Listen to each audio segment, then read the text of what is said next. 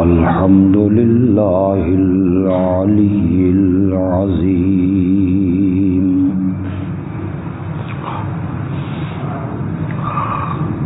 والصلاة والسلام على رسوله الكريم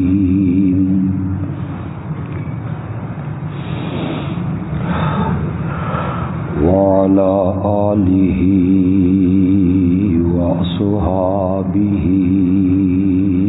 أجمعين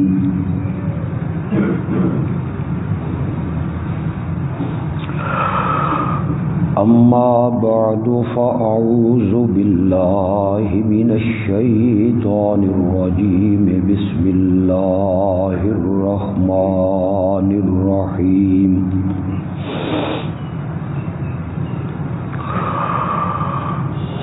سبح لله ما في السماوات وما في الأرض وهو العزيز الحكيم يا أيها الذين آمنوا لم تقولون ما لا تفعلون كبر مقتا عند الله أن تقولوا ما لا تفعلون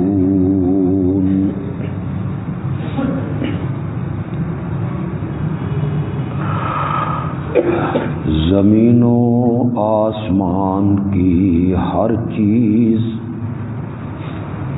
ہر قسم کے شریکوں سے اللہ کی پاکی بیان کرتی ہے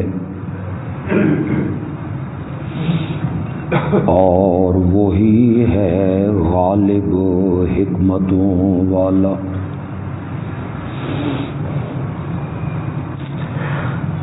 اے ایمان والو، وہ باتیں کیوں کہتے ہو جو تم کرتے نہیں ہو؟ اللہ کے ہاں بڑے غضب کی اور غصے کی بات ہے کہ تم وہ باتیں کہو جو تم کرتے نہیں ہو۔ اللہم صلی علی محمد وعلی آل محمد کما صلیت علی ابراہیم وعلی آل ابراہیم انک حمید مجید۔ اللہم بارک علی محمد وعلی آل محمد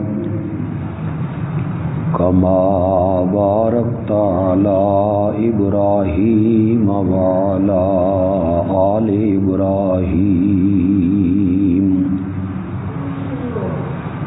انک حمید مجید۔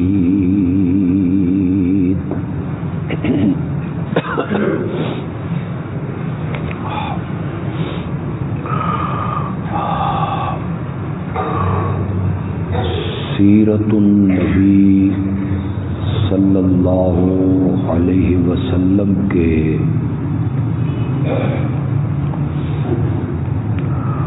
حوالے سے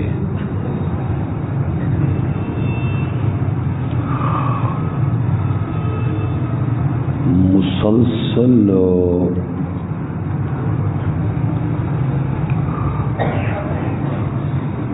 ایک عنوان بیان ہو رہا ہے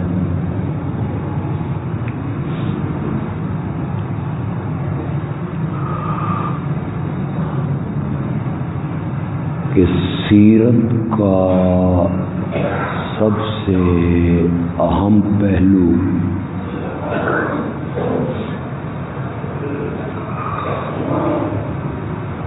یہ ہے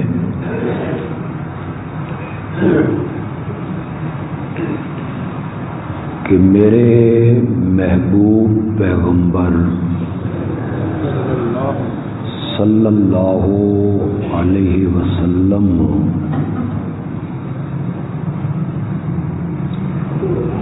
جو کہتے تھے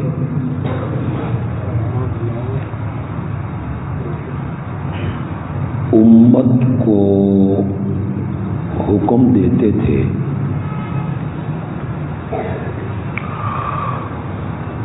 آپ خود اس پر عمل کر کے دکھاتے تھے۔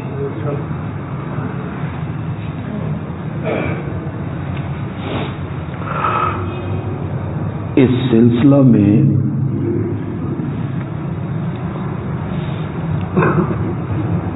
میں بہت ساری باتیں عنوان بیان کر چکا ہوں۔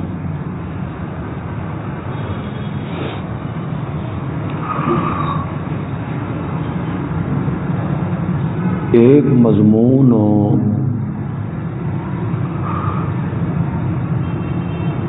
میں نے کچھ جمعہ پہلے اگر آپ کو یاد ہو تو بیان کیا تھا۔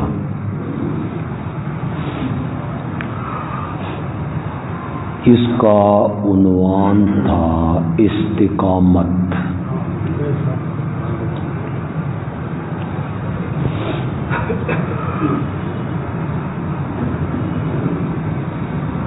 مومن کو چاہیے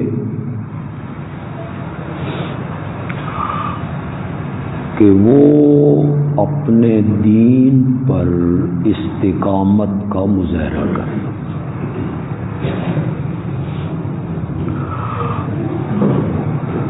مصائب،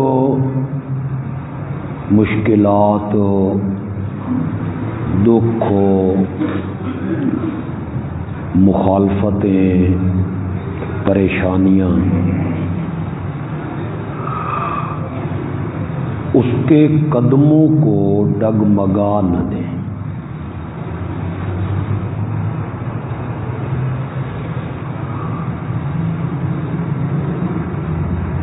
ہر قسم کی مصیبت، دکھ، پریشانی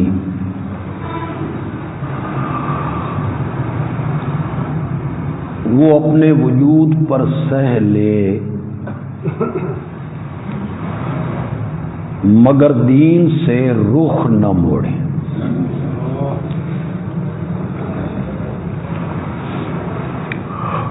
اسی سے ملتا جلتا ایک عنوان ہے،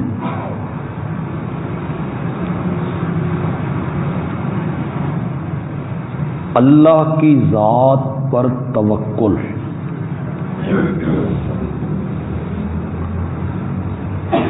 بھروسہ، اعتماد۔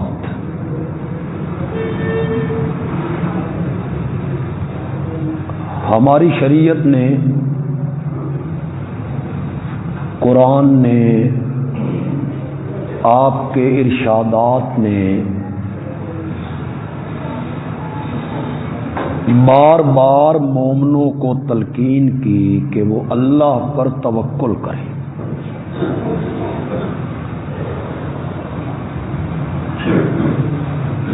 مومنوں کو چاہیے کہ ان کا بھروسہ اسباب پر، افواج پر، دولت پر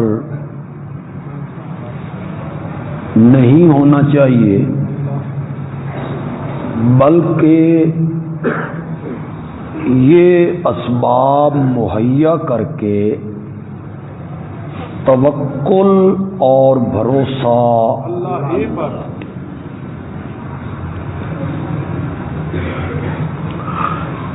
کئی جگہوں پہ قرآن نے اس کو بیان کی۔ اگر میں یہ کہوں کہ 20 جگہ جگہ جگہ پہ کہا کہ مومنوں کو بھروسہ کرنا چاہیے اپنے اللہ۔ خود نبی اکرم صلی اللہ علیہ وسلم کو کہا وَتَوَكَّلْ عَلَى الْحَيِّ الَّذِي لَا يَمُوتُ، آپ بھروسہ کیجئے ایسے زندہ پر جس پر کبھی موت نہیں آئی۔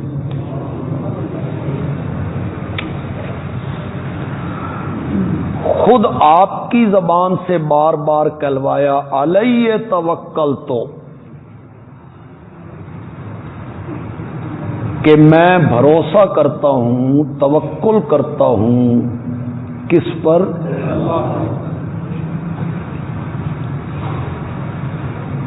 ایک جگہ پہ اللہ نے کہا میرے پیغمبر وصبر، ایک صبر کا معنی ہوتا ہے غم میں، پریشانی میں حوصلہ کرنا، ایک صبر استقامت کے معنی میں ہے، جم جانا، پکا رہنا۔ میرے پیغمبر آپ پختہ رہیے جس طرح ہمارے اولو العزم پیغمبر پختہ رہا کرتے تھے۔ اعتماد، بھروسہ، توکل یہ اسباب پہ نہیں ہونا چاہیے، اسباب کا انکار بھی نہیں کرنا چاہیے کہ بندہ کہے اللہ پہ بھروسہ ہے میں نے علاج نہیں کروانا، بندہ دکان پہ نہ جائے، روزی دینے والا اللہ ہے، یہاں میں گھر میں بیٹھا ہوں مجھے روزی ملنی ہے، رازق نہیں ہے،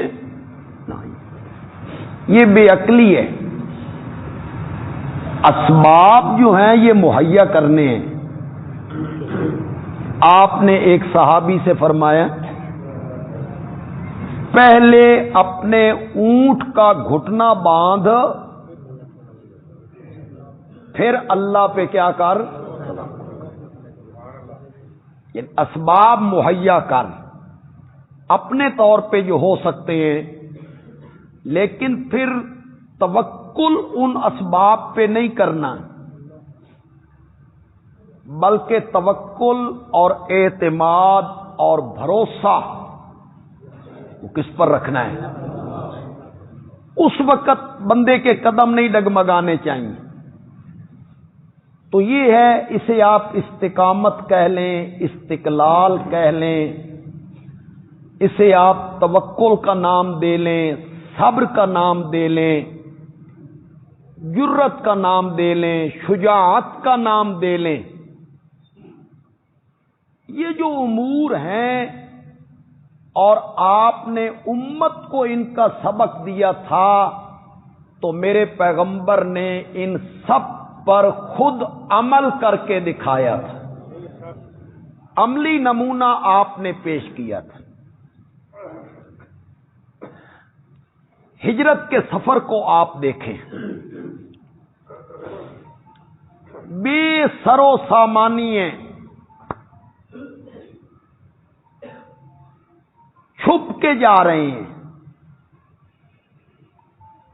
یہ خطرہ بھی ہے کہ تعاقب ہوگا، قتل کرنے کی تدبیر ہے، ان کے ہاتھوں سے ہم نکل رہے ہیں۔ تو یہ دونوں یار غار میں پہنچ گئے ہیں،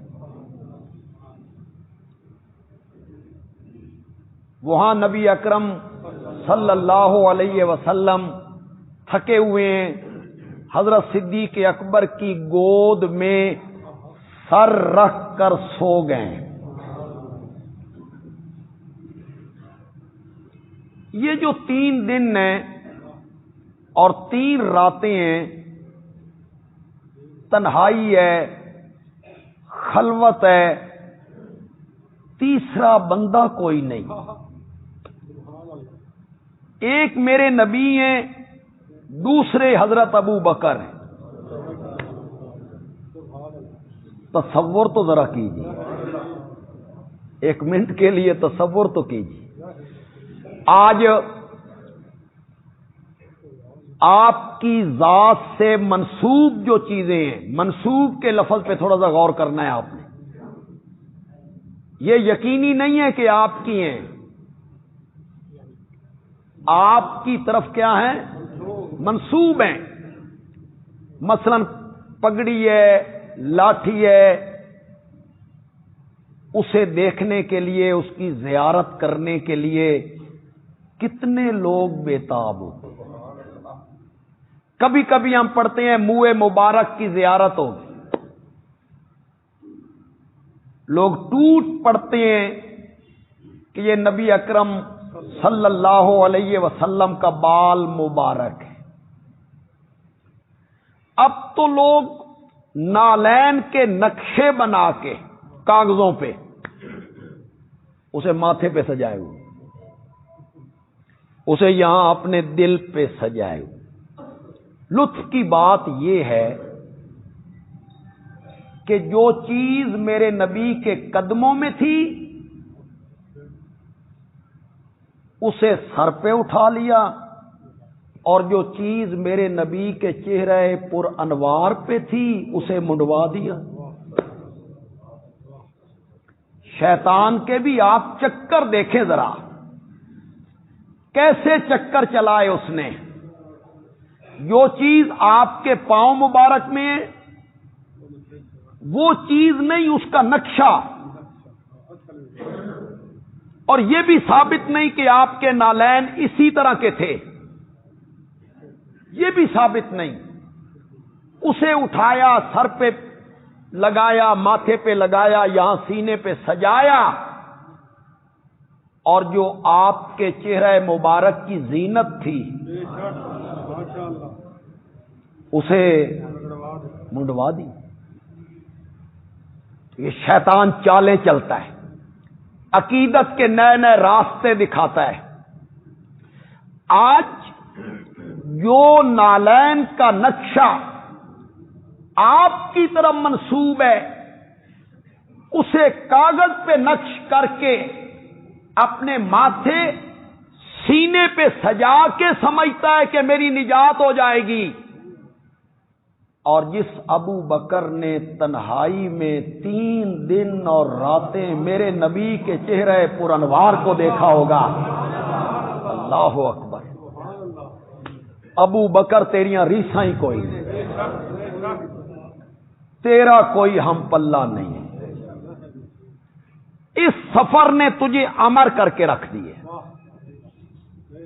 یہ جو سفر ہے نا ہجرت کا، اس نے حضرت سیدنا صدیق اکبر کو امر کر دیا ہے کہ حضرت عمر رضی اللہ تعالی عنہ منتیں کرتے ہیں، ابو بکر ساری زندگیاں دیاں نیکیاں لے لے.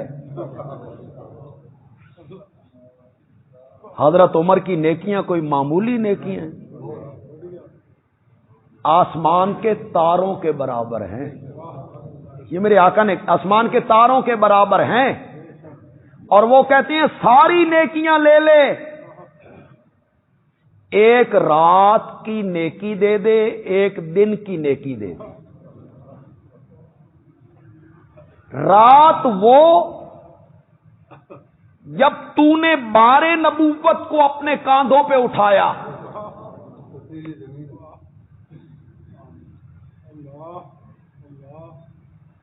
ایک جملہ ذہن میں آیا ہے، اگر کہو تو کہوں، سمجھ جاؤ گے، سمجھ جاؤ گے. یہ نہ ہو کہ آپ کو سمجھ دیر میں آئے.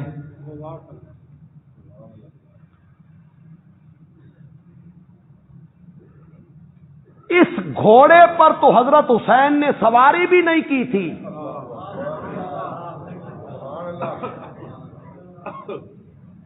بلکہ تاریخ کی کتابوں میں آتا ہے کہ آپ اونٹنی پہ سوار تھے. اس زمانے میں سفر گھوڑوں پہ ہوتے تھے کہ اونٹوں پہ ہوتے تھے؟ کتابوں میں موجود ہے کہ حضرت حسین رضی اللہ تعالی عنہ اونٹ پہ سوار ہیں، لیکن چلیے مان لیا کہ گھوڑے پہ سوار تھے، لیکن آج جس گھوڑے کی تعظیم ہوتی ہے یہ وہ گھوڑا تو نہیں ہے نا، صرف جنس ہے نا، جنس گھوڑا۔ جس گھوڑے پر حضرت حسین سوار ہوئے اس کی جنس سے محبت کرتا ہے، اور جس کے کاندھوں پر حسین کا نانا سوار ہوا تھا اسے تو گالیاں بکتا پھرتا ہے۔ تو کیا جانے ابو بکر کا مقام کیا ہے، ابو بکر کتنا اونچا تھا اور کس طرح امر ہو گیا تھا ابو بکر۔ ایک سیغے میں ذکر کیا گیا قرآن، اذ یقول لصاحبہ، ابو بکر وہ واحد آدمی ہے جس کو قرآن نے صحابی کہا ہے، اذ یقول لصاحبہ الا تنصروہ فقد نصرہ اللہ اذ اخرجہ الذین کفروا ثانی اثنین۔ یہ غزوہ تبوک کا واقعہ ہے، قرآن بڑی عجیب کتاب، یہ بڑی کمال کی باتیں ہوتی ہیں اس میں۔ اصل میں غزوہ تبوک کی بات، یہ مشکل گھڑی تھی نا، لوگ ہچکچا رہے تھے، اللہ کہتے ہیں اگر تم غزوہ تبوک میں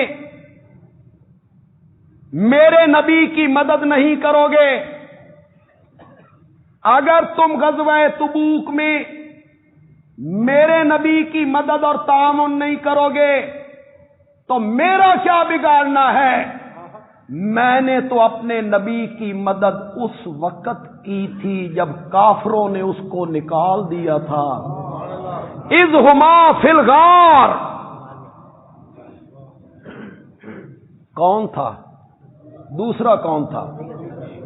اذ ہما فی الغار اذ یقول لصاحبہ، یہ صاحب کون ہے؟ چھوڑ یار، تاریخ کیا ہوتی ہے، کتابیں کیا ہوتی ہیں، لوگوں کے اقوال کیا ہوتے ہیں، فلاں نے کیا لکھا ہے، فلاں نے کیا لکھا ہے، فلاں تاریخ میں کیا آیا ہے، آگ لگا اس کو۔ قرآن ابو بکر کو میرے نبی کا صاحب کہتا ہے، اذ یقول لصاحبہ، ورنہ بول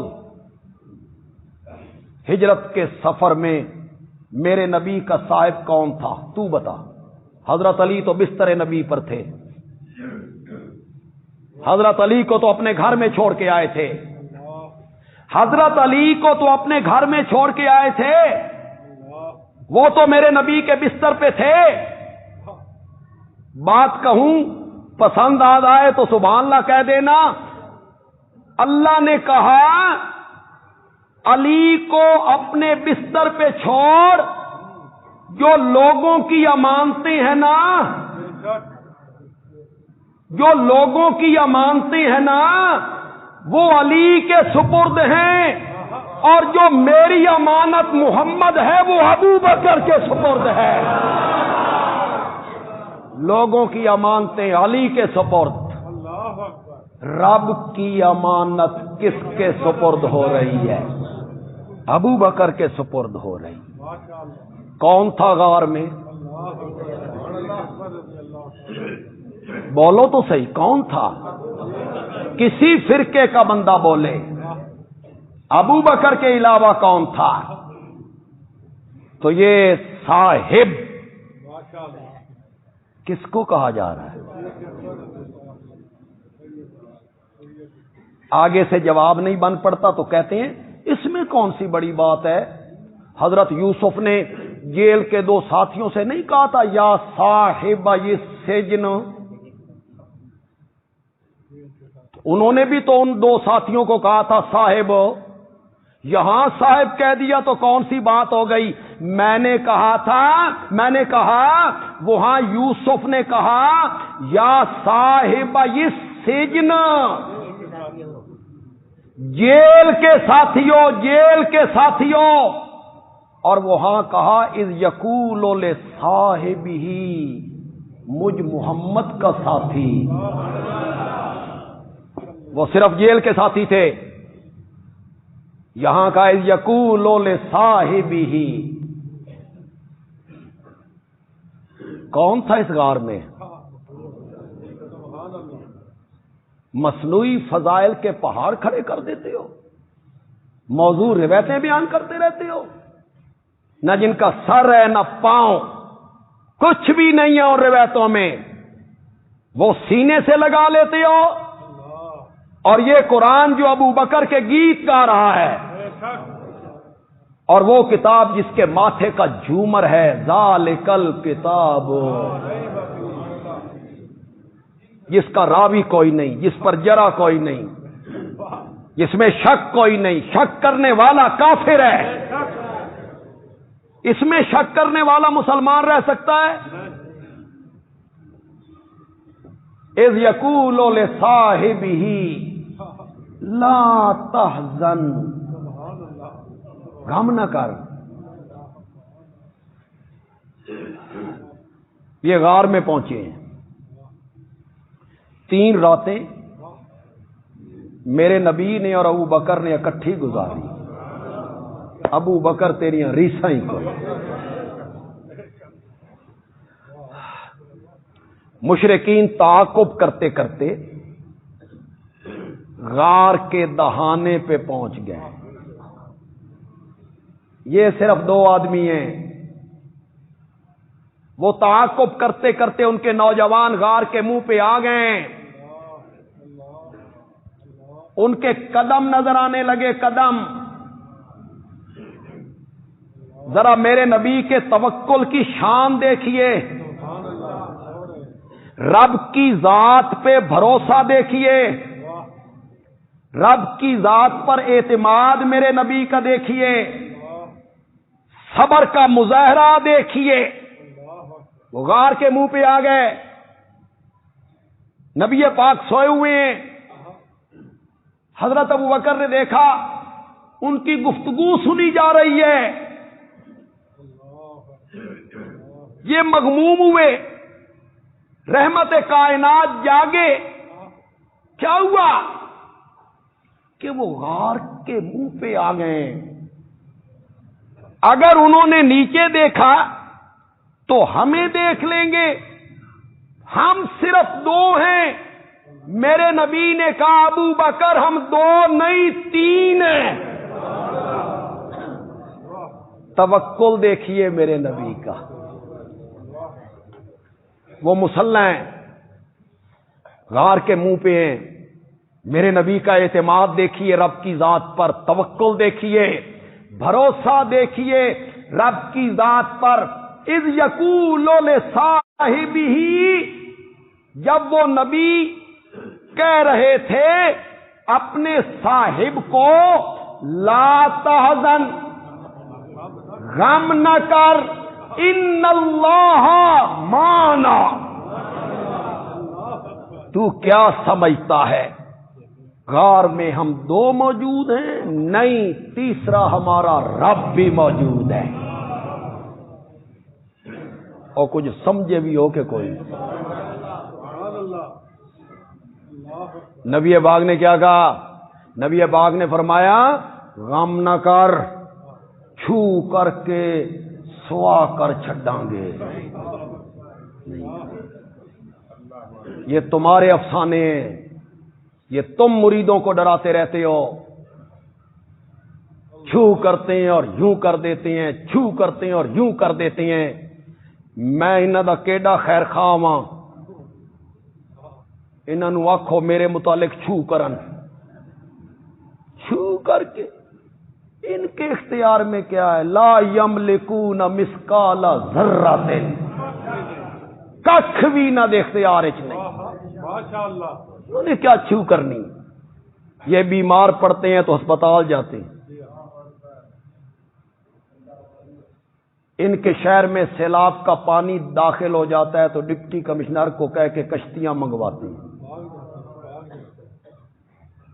ان کو رات کے ٹائم مچھر کاٹتے ہیں تو مچھردانیاں لگاتے ہیں۔ انہوں نے کیا کرنا؟ ان کے بس میں کیا ہے؟ سارے اختیارات کس کے پاس ہیں؟ وہ قادر ہے، قدیر ہے، مقتدر ہے، متصرف ہے۔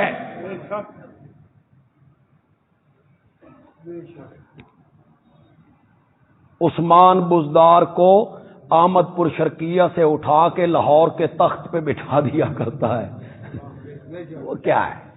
اس کی طاقتیں ہیں اپنی، کسی کے گمان میں بھی نہیں ہوتا، وہم میں بھی نہیں ہوتا، کسی کو اتارتا ہے، کسی کو تخت پہ بٹھا دیا کرتا ہے۔ تو تل ملک کا من تشاء وتنزع الملک ممن تشاء وتعز من تشاء بیدک الخیر۔ ید کس کو کہتے ہیں؟ خیر کس کو کہتے ہیں؟ بیدک الخیر، ساری بھلائیاں تیرے ہاتھ میں ہیں۔ کیا بات ہے قرآن کی! مولا تیرا شکر ہے تو قرآن ہی بھیجیا سی، اور پھر ہمیں تو نے قرآن کی سمجھ بھی عطا کی۔ لوگوں کی قسمت میں کیا ہے؟ قصے، کہانیاں، وارث شاہ کی ہیر، وارث شاہ کی ہیر، سیف الملوک، فلاں کتاب نے لکھا، فلاں کتاب نے لکھا۔ فیس بک پہ میں نے ایک خطیب کی تقریر سنی، میرے پاؤں تلے سے زمین نکل گئی۔ کہتا ہے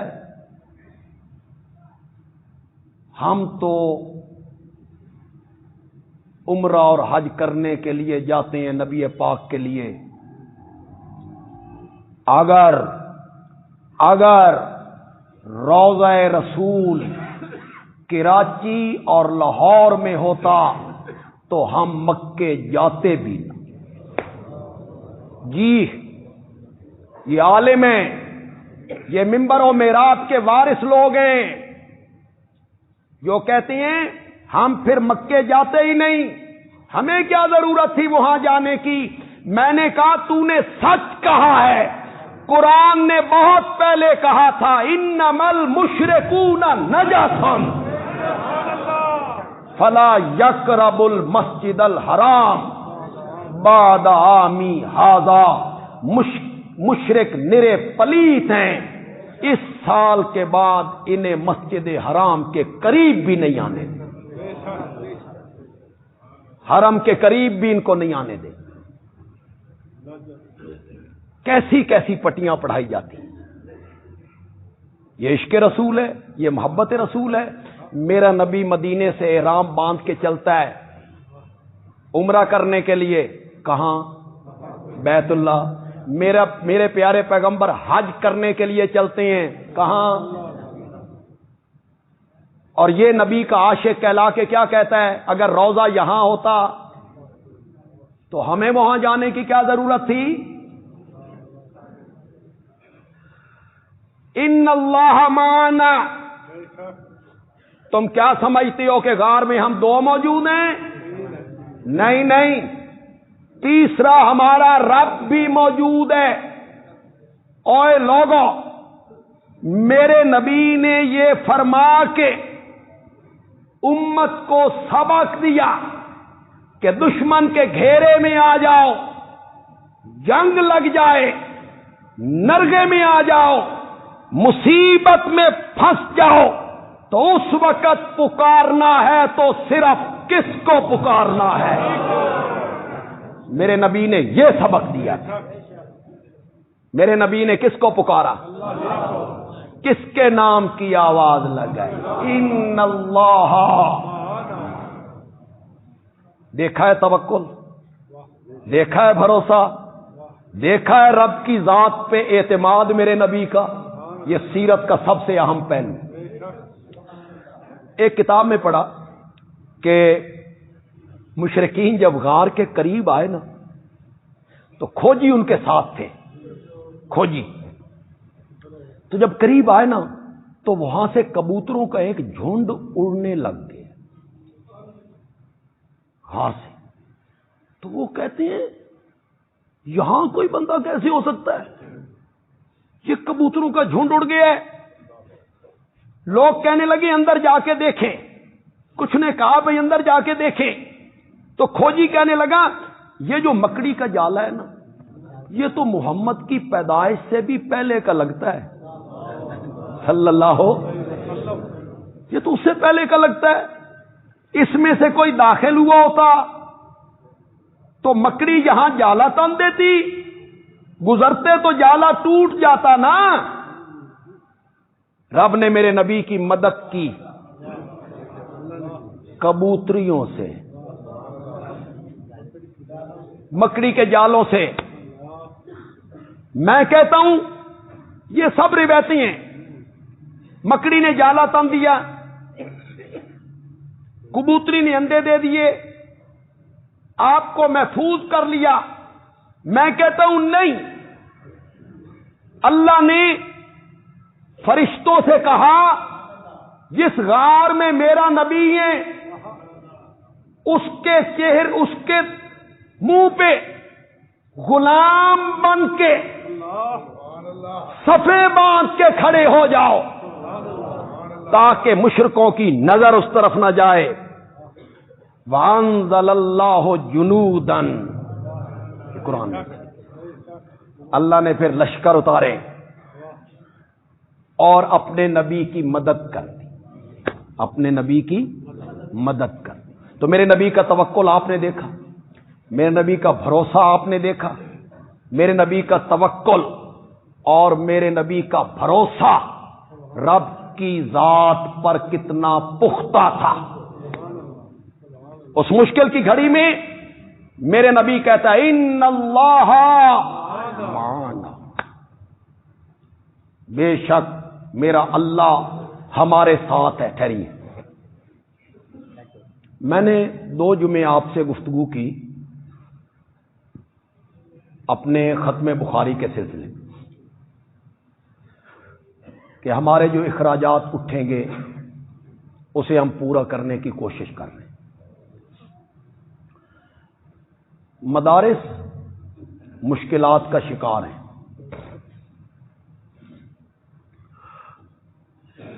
کچھ ہمیں دھچکے لگائے گئے، کوشش ہوئی کہ انہیں دھچکا لگایا جائے، مالی لحاظ سے انہیں کمزور کیا جائے تاکہ مدارس کا یہ سلسلہ بند ہو جائے۔ قربانی کی کھالوں کے متعلق جو کچھ کیا گیا وہ ہم آپ کو بتا بھی نہیں سکتے۔ دمبے کی کھال، دمبے کی خریدنے والوں نے کہا اے مفت دے دو، کوئی قیمت۔ پھر وہ دمبے کی کھال 30 روپے کی بکی، اور آپ چمڑے کی کوئی بنی ہوئی چیز بازار میں لینے جائیں، میرا خیال ہے 30 روپے کے تو کپڑے کا تھیلا بھی نہیں ملتا۔ بکرے کی کھال 100 روپے، گائے کا چمڑا 1100 روپے۔ اگر 2006، 7، 8 یعنی آج سے 12 سال پہلے اگر کھالوں کا وہ ریٹ ہوتا تو ہماری قربانی کی کھالیں 1 کروڑ کے برابر ہوتی، جتنی تعداد تھی ہماری کھالوں کی جو لوگوں نے ہمارے ساتھ تعاون کی۔ لیکن آپ سن کے حیران ہو جائیں گے کہ صرف 9 لاکھ میں بکی، اور وہ بھی قسطوں پر۔ اس میں ہم مشکلات کا شکار ہو گئے۔ اخراجات جو ہیں وہ بے بہا ہیں، ہر مہینے کی یکم کو 6 لاکھ روپیہ اٹھا کے دینا پڑتا ہے، تنخواہوں کی مد میں، طلباء کا وظیفہ، بجلی کے بل اس کے علاوہ ہیں، مطبخ اور باورچی کا خرچہ اس کے علاوہ ہے۔ یہاں 300 آدمیوں کی روٹی صبح و شام پکتی ہو، ایک منٹ کے لیے تصور تو کرو نا، کیسے پکتی ہوگی؟ آٹا کہاں سے آتا ہوگا، سبزی، گوشت، سامان۔ لیکن میرا یہ خیال ہے کہ میرے رب کا یہ منشا ہے کہ دینی مدارس قائم رہنے چاہیے۔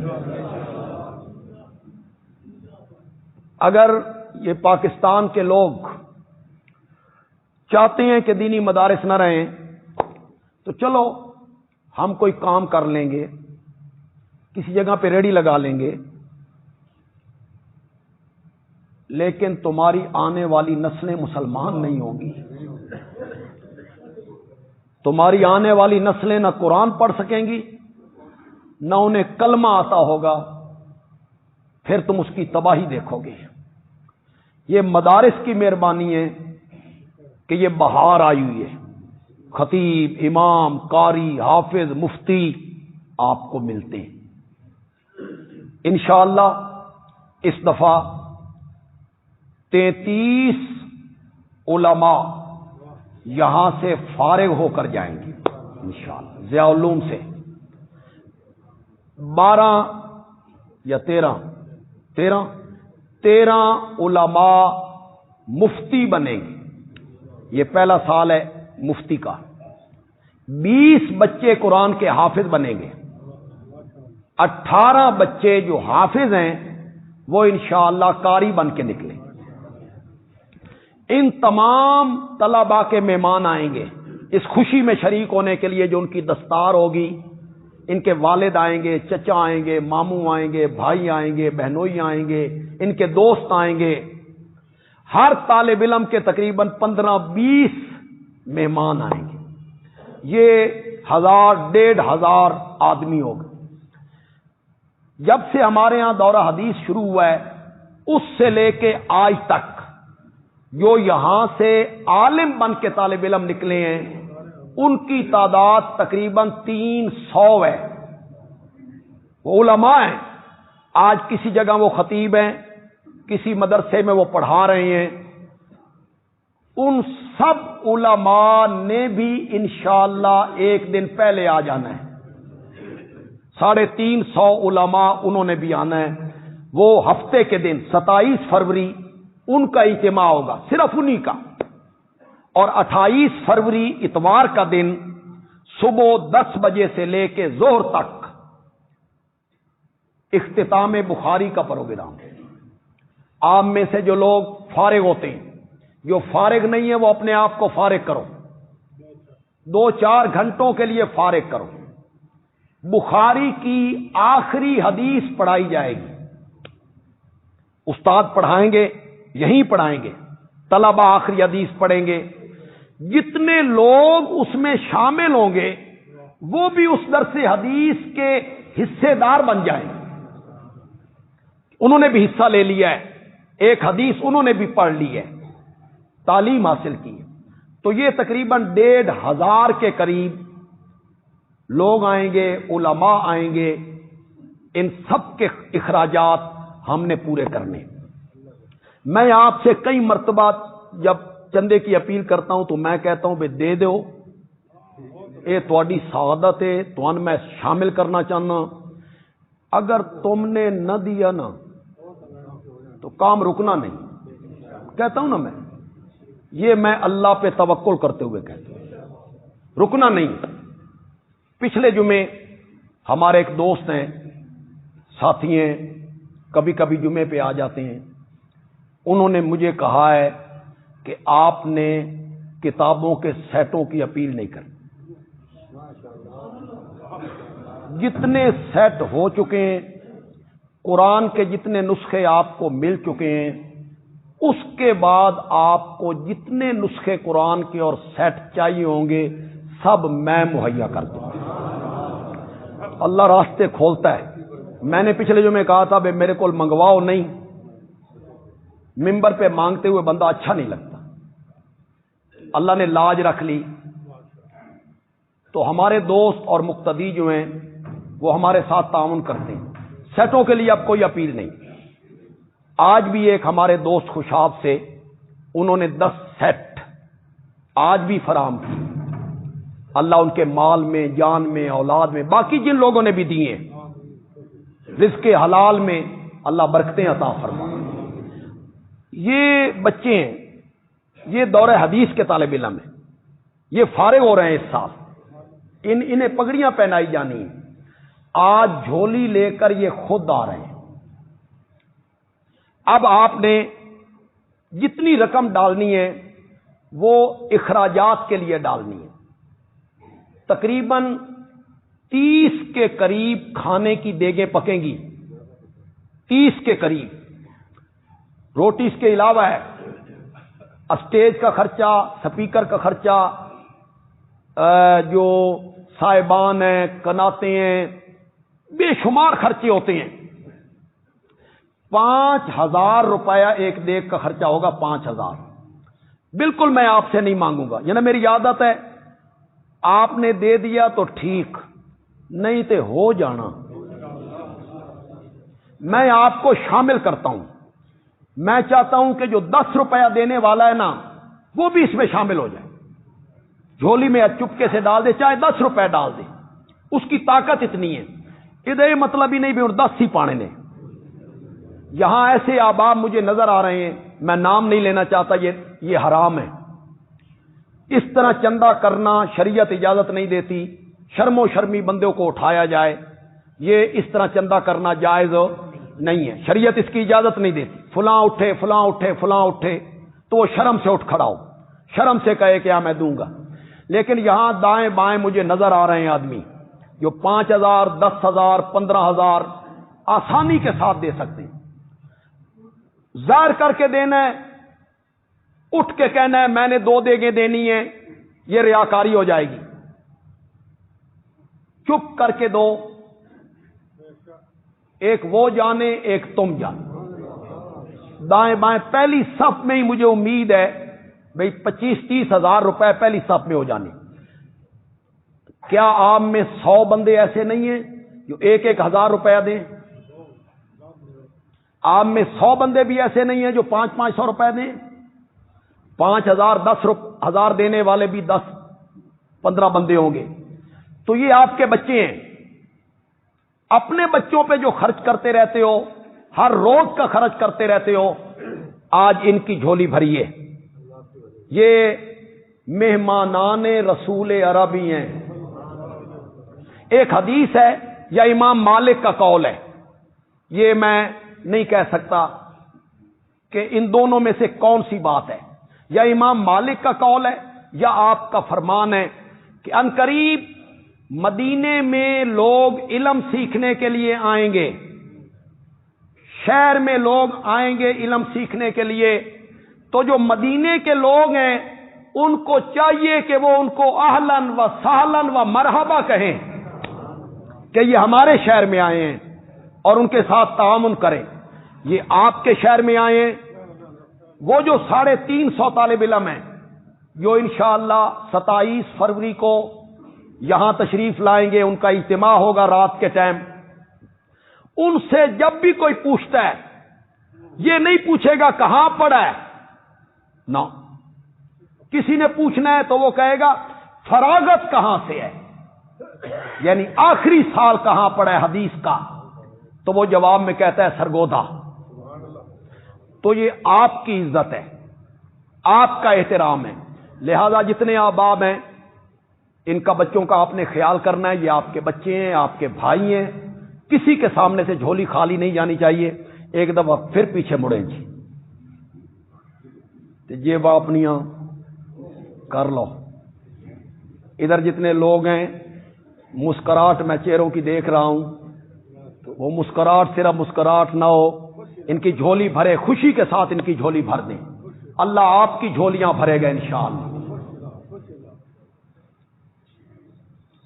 آپ ان کے ساتھ تعاون کریں. ہاں، اس میں آپ زکوٰۃ بھی ڈال سکتے ہیں، اس میں آپ صدقہ بھی ڈال سکتے ہیں. کیوں؟ یہ ملکیت ہے ان کی، یہ خود طالب علم حاصل کر رہے ہیں، یہ مالک ہیں. اس رقم کے یہ مالک بن رہے ہیں. زکوٰۃ سے، عشر سے، صدقے سے، کسی مد میں بھی آپ ان کو دے سکتے ہیں.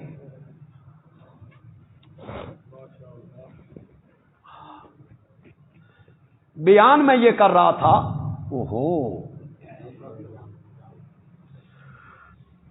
ذرا جلدی کریں گے بھائی، ہم لیٹ ہو رہے ہیں.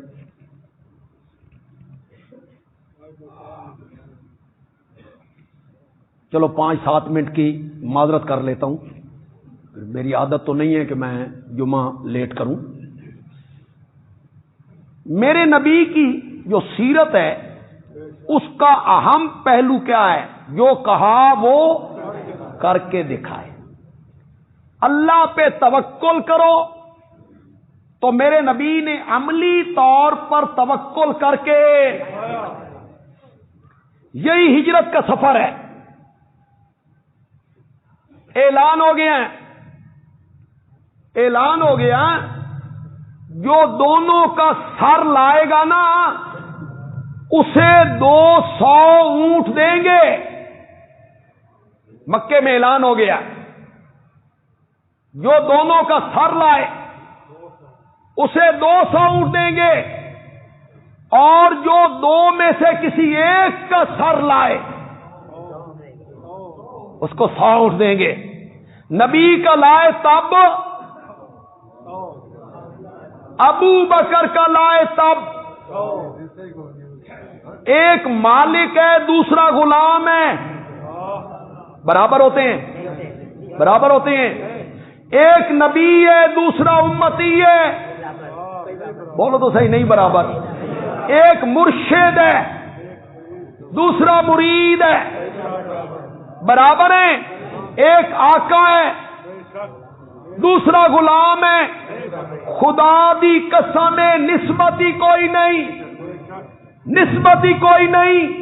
لیکن زہ نصیب ابو بکر، آج تیری قیمت نبوت دے برابر پہ گئی ہے. آج تیری قیمت نبوت کے برابر پڑ گئی ہے. نبی کا سر لائے تب 100 اونٹ دیں گے، ابو بکر کا سر لائے تو تب.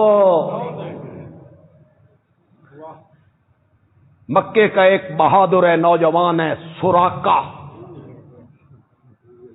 اس نے سنا، تیز رو گھوڑا نکالا، یہ غار سے نکل کے آگے جا رہے ہیں. اس نے تعاقب کیا. حضرت ابوبکر کبھی آگے چلتے تھے، کبھی پیچھے، کبھی دائیں کبھی بائیں، کبھی ادھر دیکھتے کبھی ادھر دیکھتے، کوئی دشمن نہ آ جائے. اور میرے نبی نہ دائیں دیکھتے ہیں نہ بائیں دیکھتے ہیں، قرآن کی تلاوت کرتے ہوئے جا رہے ہیں. یہ ہے توکل میرے نبی کا، توکل میرے نبی کا. سراقہ جب قریب آیا تو حضرت صدیق اکبر نے دیکھا، یا رسول اللہ، کوئی سوار ہمارا پیچھا کر رہا ہے. میرے نبی نے مڑ کے بھی نہیں دیکھا، میرے نبی نے مڑ کے بھی نہیں دیکھا. آگے سراقہ خود بیان کرتا ہے، میں اتنا قریب پہنچا کہ آپ کی تلاوت کی آواز میرے کانوں میں آنے لگی. تلاوت کی آواز میرے کان میں آنے لگی. حضرت صدیق اکبر نے کہا، یا رسول اللہ، سراقہ سر پہ پہنچ گیا ہے. میرے متوکل نبی نے پھر بھی پیچھے مڑ کے نہیں دیکھا. سراقہ خود کہتا ہے پیچھے مڑ کے نہیں دیکھا کہ اچانک میرے گھوڑے کے اگلے پاؤں زمین میں دھنس گئے. تو میں نے آواز لگائی، انہوں نے نہیں دیکھا، میں نے آواز لگائی، دعا کیجئے اللہ میرے گھوڑے کو نکالے، جس ارادے سے آیا ہوں واپس پلٹ جاؤں گا. آپ نے دعا فرمائی، گھوڑے کے پاؤں باہر نکل آئے. سراقہ کہتا ہے پھر میری نیت بدلی، پھر میں آگے بڑھا، پھر گھوڑے کے پاؤں دھس گئے. میرا نبی توکل کر رہا ہے، رب مدد کر رہا ہے. یہ ہے بھروسہ، یہ ہے رب کی ذات پر اعتماد۔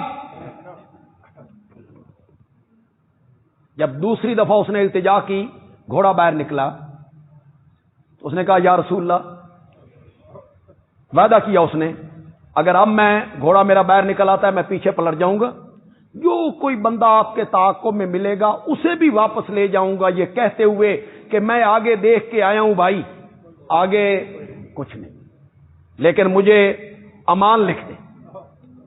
وہاں میرے نبی نے ایک جملہ کہا، سبحان اللہ، میرے نبی نے فرمایا سراقہ، اس دن تیری کیا حالت ہوگی جب کسرا کے کنگن تیری باہوں میں ہوں گے۔ کون کہہ رہا ہے؟ جو خود چھپ کے جا رہا ہے، جس کا تعاقب ہو رہا ہے، جو بے سر و سامان ہے، جس کے پاس کوئی لشکر نہیں، فوج نہیں، کس پہ توکل ہے؟ تیرے ہاتھ میں کسرا کے کنگن ہوں گے۔ یا رسول اللہ، کسرا کے کنگن؟ فرمایا ہاں۔ پھر کچھ مدت بعد جب ایران فتح ہوا، مال غنیمت کا مسجد نبوی میں ڈھیر لگ گیا، اور کسرا کے کنگن حضرت عمر کے ہاتھ میں آئے تو فرمایا سراقہ کہاں ہے؟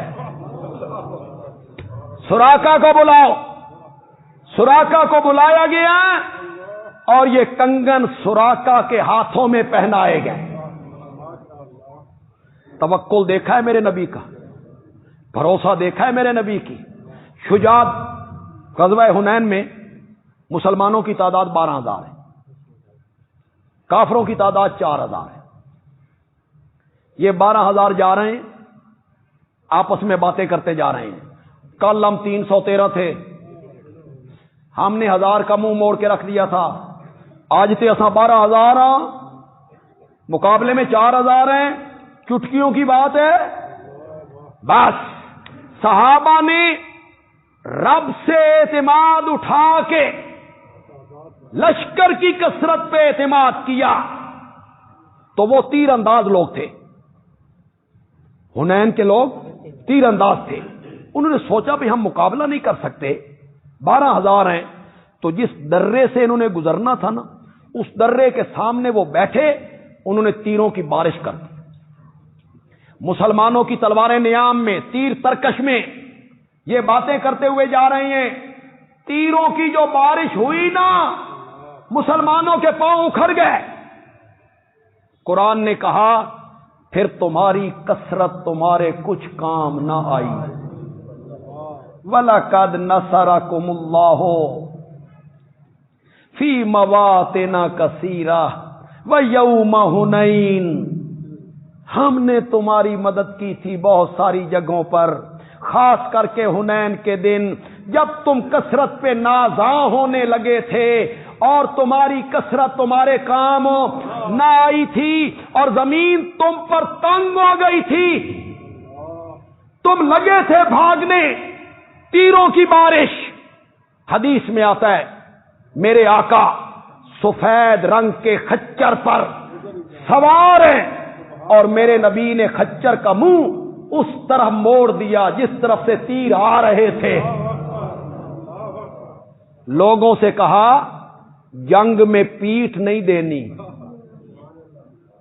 اور جب عمل کرنے کا وقت آیا تو پھر میرے نبی نے یہ عمل کر کے دکھایا، پیٹھ نہیں دی، خچر کا منہ موڑ دیا تیروں کی جانب، اور میرے نبی نے پڑھنا شروع کیا انا النبی لا کذب انا ابن عبد المطلب، میں نبی ہاں کوئی جھوٹا نہیں، انا النبی لا کذب، میں نبی ہوں اس میں جھوٹ نہیں ہے، انا ابن عبد المطلب، میں عبد المطلب کا بیٹا ہوں، میں عبد المطلب کے خاندان کا ہوں۔ تو میرے نبی